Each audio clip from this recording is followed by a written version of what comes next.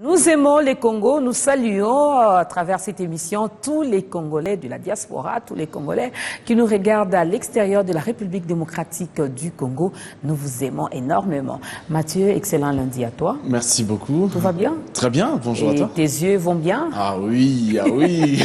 Tu as changé de lunettes? Ah non, mais j'ai la même monture, hein. C'est pour bientôt. Voilà, donc tout va bien. Oui. Ok. La tenue aujourd'hui de la première audience dans l'affaire Mike Mukebai. L'affaire Mukebai, on en a parlé il y a presque déjà un mois et demi et tout ça.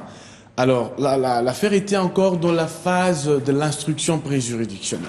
Là, ça se passe au niveau du parquet. Mais aujourd'hui, il va se tenir l'audience publique où il va comparaître. Et l'occasion, n'est-ce pas, pour le Congolais de découvrir exactement mais qui s'est plaint contre Mike Mukebai. En réalité, parce que depuis tous ces temps, on n'a pas encore vu exactement le plaignant. Alors, notre caméra aussi sera là, justement pour voir sur quoi les avocats pourront se fonder sur cette première audience, généralement qui est consacrée à la vérification de actes de procédure. Est-ce que l'arrestation était régulière? Est-ce que on connaît celui qui s'est plaint? Est-ce que les motifs sont clairs? Alors, toutes ces questions seront posées au cours de l'audience d'aujourd'hui et nous aurons la suite dans nos éditions. Voilà, nous aurons la suite. Nous faisons énormément confiance à la grande équipe rédactionnelle de BioN Télévision. Alors, focus sur l'enseignant de la République démocratique du Congo. Alors, nous allons faire un focus sur l'enseignant de la République démocratique. Pas focus comme ce que... comme on va que faire la tout à l'heure. rubrique présente ses faces, non? Non, la rédaction va faire un focus sur l'enseignant congolais pour voir dans quelles conditions il travaille, sa condition sociale, de façon générale. Et parce que hier, c'était la journée internationale de l'enseignant, n'est-ce pas? Alors, cette année 2014-2015 est marquée par ce qu'on appelle l'amélioration de la qualité de l'enseignement. Alors, le gouvernement congolais, dans sa loi budgétaire, a pris ça en considération parce que l'enveloppe budgétaire allouée à l'éducation est partie de 6% à 15%. C'est vrai qu'avec les défis du millénaire, les objectifs du millénaire, il faut atteindre 30%. Oui. Alors, on se dit quand même que nous sommes sur une bonne lancée. Et bien, voyons si nous allons atteindre 30% d'ici 2015-2016. Mais sinon, déjà, d'ici octobre, il y aura une petite amélioration de 17 000 francs congolais sur le salaire des enseignants. Mais il faut prendre en compte d'autres conditions sociales. Le salaire, ça ne suffit pas. La rémunération, comprend les soins médicaux, les charges sociales et tout ça. Donc, nous allons faire un focus pour voir s'ils sont satisfaits ou pas.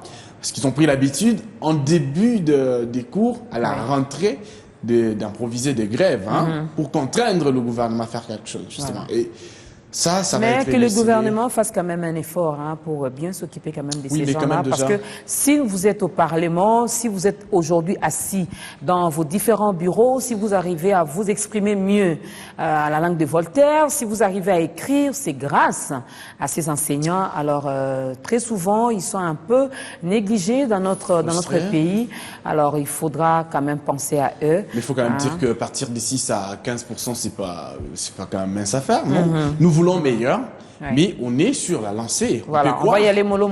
On peut croire que on peut avoir de jours meilleurs dans les mois, parce que tu sais, années qui suivent. C'est juste une parenthèse que j'ouvre et que je vais renfermer très bientôt. Justement. Il y a eu une activité quelque part, il y a le ministre qui parlait, le ministre de la Jeunesse, Sport et Loisirs. Il s'adressait aux élèves parce qu'on avait amené les élèves en visite guidée au Stade des Martyrs.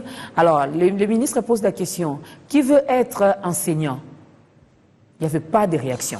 C'était les élèves de 2e et 3e primaire. Qui veut être enseignant? Qui veut être médecin? Il y avait quand même quelques doigts. Qui veut être ministre? C'est presque tous les élèves. Or, on oublie, pour être ministre, il faut passer également par le banc de l'école. Franchement, il faut avoir étudier, une spécialité. Il faut avoir quand même des formations comme ça. Et voilà, alors, intéressant. c'est même des petits-enfants ont compris non, mais que... ils le disent comme ça parce qu'ils voient que, parce qu'ils sont bien installés, bien assis, que vivent bien. Par rapport aux enseignants. Ceux qui respirent sont ceux-là. Alors, les enseignants, pourtant, c'est quand même un métier noble. Voilà. Alors, le grand moment avec nos différentes éditions. Alors, nos différentes éditions, nos téléspectateurs fidèles, savent déjà qu'à 12h, jeudi à 13h juste, à 19h juste, ils auront l'édition du journal parlé à la radio. À la radio. À 13h30 et 19h30, 13h30, 15h30, 19h30. Et 19h30 à la télé. Ils auront rendez-vous à la télévision pour être très bien entretenus sur tous ces sujets-là. Rassurez-vous que l'équipe des rédactions des Billons est sur terrain et que vous aurez des très, très, très bonnes choses. Les informations fiables et bien traitées. Merci beaucoup, Mathieu. On te retrouve un peu plus tard. Un peu plus tard? Non? Pour le sujet? Ah, bien sûr, mais bien sûr. Donc, à bientôt. À tout à l'heure.